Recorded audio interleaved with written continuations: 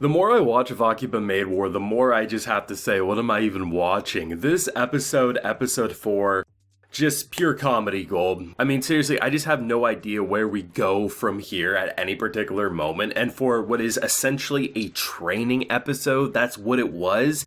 They improved so much as soon as they separated themselves from the worst boss imaginable, and as soon as she got brought back in, it all just went to shit again. Granted, you can make the argument in her defense, well, they were kind of being whipped into shape in a way they didn't want to do, but if you're gonna work for essentially the Yakuza, I mean, you probably do have to fall in line if you don't want to get killed.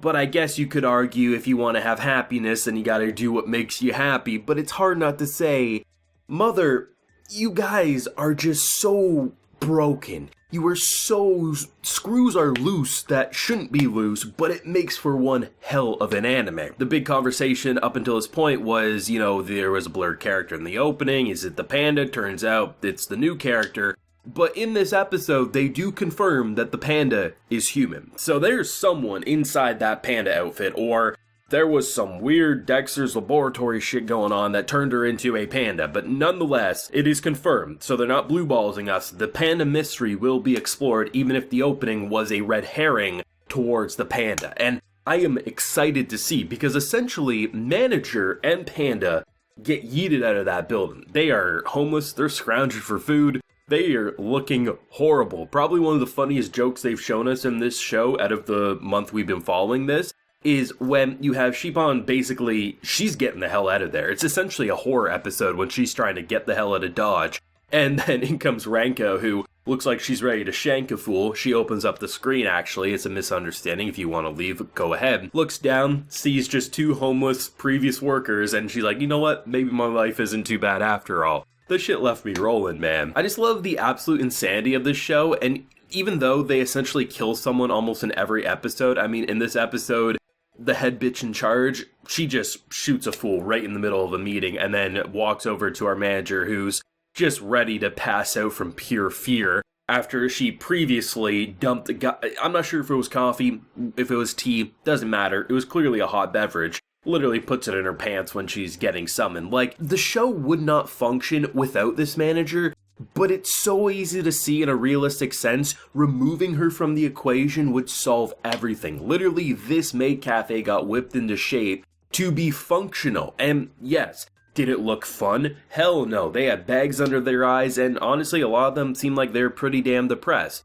But given the fact that they're choosing not to leave this cafe, I mean, if you have to pick one over the other, clearly, the new girl came in, tried to whip him into shape, helped start spanking fools, and I was like, damn, am I watching a different type of anime now? Because seriously, it wasn't just like they got punished. It was kind of seductive, if not a little hilarious, and I'm like, damn, boy, like, what are we seeing here? The fact of the matter is, the manager is the cause of their problems, but it doesn't change the fact that the entire cafe is a goddamn mess, and that's what makes it so entertaining. When you look at this show and what it has to offer, it is the wildest slice of life I think I can think of in a hot minute, because it has such a style that is so unique. I mean, when it came to the explosion, when they brought a goddamn bazooka up to destroy this tower that they carved, literally, like, there's this shot where you see the manager, I think she's giving a thumbs up or something, right? And she just, like, the way they stylize certain shots, it just adds, like, such a level of personality you don't see a lot of in shows like these, especially if they're going to be more violent and stuff, because they want it to be a little more gritty. But shit, like, the way they casually shoot people and kill people, like, it's shocking in the way that it's not overreactive in the way that, like, blood splattering everywhere. Like, sometimes they have a little fun with the more gory aspects, but if, like, head honchos are shooting people to kill, like, yeah, you can tell they were shot because of the blood splatter and where the bullet wound is, but it's not like they overreact in those ways. And when they do overreact, it's, like, used for more of a comedic purpose. But when it's trying to be more frightening, like, oh shit, this is a mob story at the end of the day, they really know what they're doing, right? The thing I really like is how everyone kind of feels like they have Stockholm Syndrome. Like, realistically, they know this is not what a maid should be, and, like, all these groups that are a part of this, like, organization, like, the shit is not right. But you look at a character like New Girl Nagomi, she popped up, was scared shitless from episode 1. Now feels like she's just like, you know what, this is where I belong. I like the people around here, and you know, little bloodshed never hurt nobody. But seriously, like, this shit feels like they have been so beaten by a mob and a shitty boss that they now think this is their new normal, and even if they want to escape, it doesn't look like there's a better option out there, and most likely, should you actually leave this cafe, I imagine there would be some cute maid girls who would come and knock in and then would brutally kill you after you're confused, being like, damn, what's all these cuties doing here? As they probably cut your damn head off and make you a point to never leave the crew. Like, it's just such a stupid premise on paper, but it is so perfect for anime. Like, you have the ability to just market this so easily.